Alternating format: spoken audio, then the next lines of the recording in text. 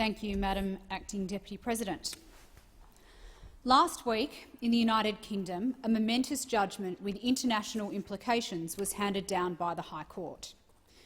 The court found in favour of the arguments put forward by the mother of a child with gender dysphoria and Keira Bell, a brave 23-year-old woman who had at 16 been prescribed puberty blockers after 3 short appointments with the Tavistock Youth Gender Clinic.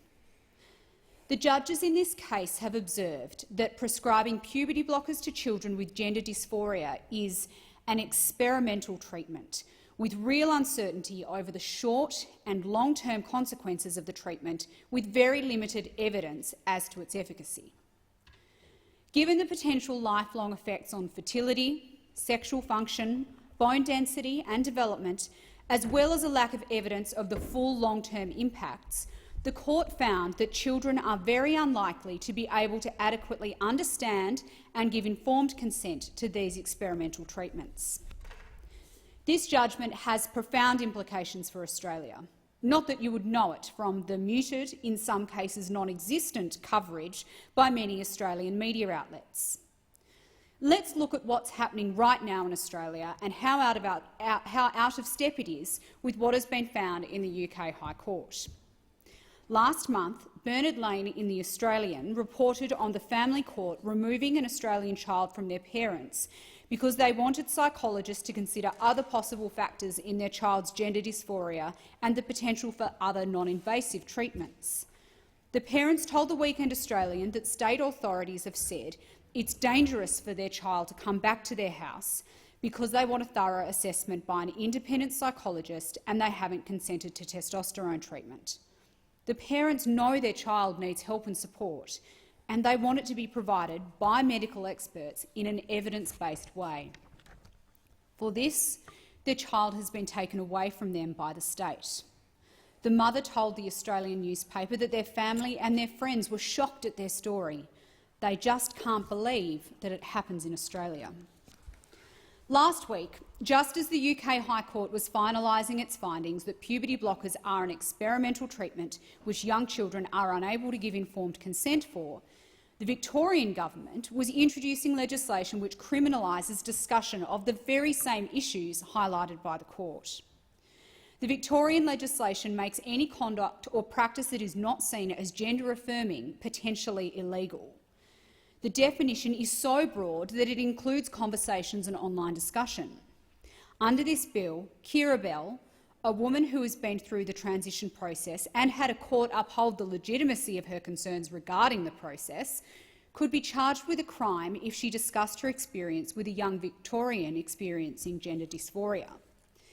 If the bill passes, the Victorian Human Rights Commission will be given extraordinary powers to launch investigations into people questioning gender change practices and to, I quote, take any action it considers appropriate after conducting an investigation.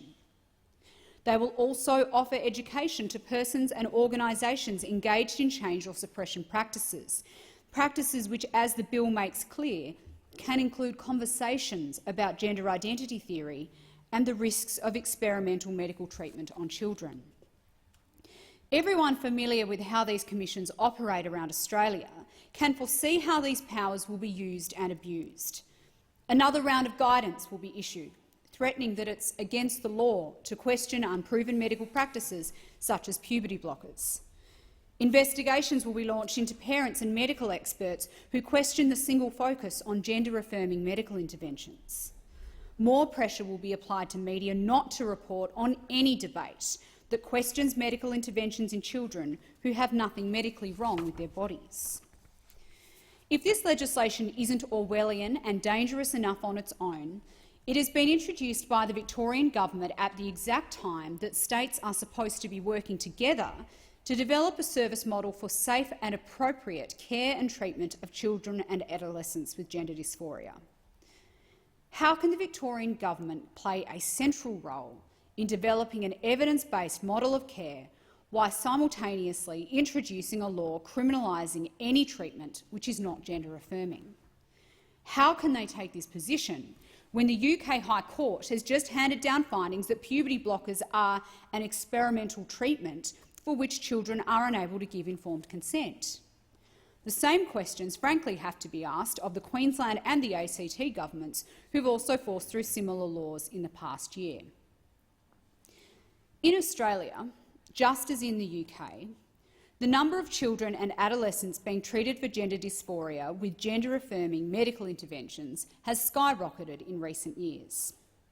Patient numbers at the Tavistock Clinic in the UK rose from 97 in 2009 to 2,519 in 2018.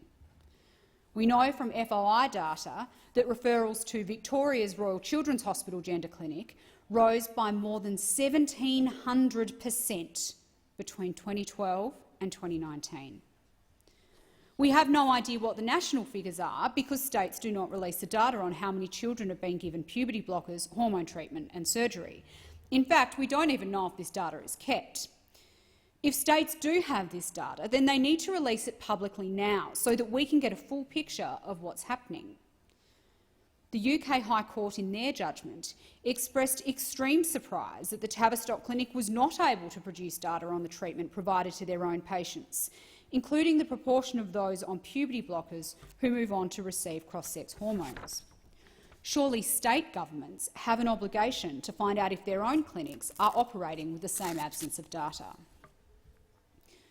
We all want the best possible care for all children and adolescents who are suffering from any form of emotional distress.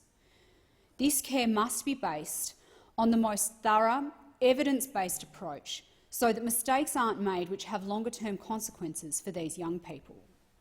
Consequences which Keira Bell and so many other detransitioners have bravely detailed on the public record at great personal cost. It's clear from the Keira Bell judgment that there are many valid concerns about medical interventions on children experiencing gender dysphoria. Yet for many years, people raising those exact concerns, both here in Australia and around the world, have been labelled as hateful and transphobic, accused of pushing children towards self-harm, just as those with legitimate, evidence-based concerns about women's sport and women's services have been defamed as transphobic and ignored by the mainstream media. Thanks to the bravery of Keira Bell and the efforts of her supporters, the world can now see that silencing and pushing aside these concerns does not guarantee better outcomes for children who need care, support and the best possible medical assistance. This must be a turning point for Australia, away from silencing and slurs and towards proper evidence-based outcomes and proper public discussion.